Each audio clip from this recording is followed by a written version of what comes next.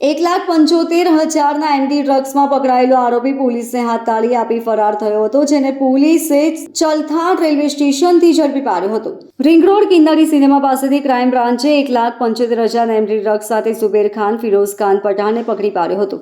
Police પંચનામાની કાર્યવાહી કરી રહી હતી. તેવામાં ટ્રાફિકની કચેરીમાં પોલીસ કુદરતી હાજતે જવાનું કહી ઝુબેર ટોયલેટની બારીમાંથી ભાગી ગયો હતો. ક્રાઇમ બ્રાન્ચે આખી રાત ઝુબેર ખાનની શોધખોળ કરી હતી. છેવટે મંગળવારે સવારે તેને ચલથાણ રેલવે સ્ટેશન પાસેથી પકડી પાડ્યો હતો. 1,75,000 રૂપિયાના ડ્રગ્સમાં ઉમરવાડાનો અબરાર ખાન ઉર્ફે આરુઝ પઠાણ વોન્ટેડ છે. પેડલર ઝુબેર ખાનને આ ડ્રગ્સ અબરાર ખાન પઠાણે આપ્યું હતું. 1,75,000ના ડ્રગ્સમાં ઉમરવાડાનો અબરાર હજુ વોન્ટેડ છે. રૂપિયા ખૂટી જતા તે લેવા માટે પાછો આવ્યો હતો. આરોપી ભાગીને મહારાષ્ટ્ર ગયો હતો. મહારાષ્ટ્રમાં રહી રૂપિયા ખૂટી જતા તે લેવા માટે ચલથાણ રેલવે સ્ટેશને આવ્યો હતો. આ પહેલા ક્રાઇમ બ્રાન્ચે ત્યાં પહોંચી વોચ ગોઠવી પેડલરને પકડી પાડ્યો હતો.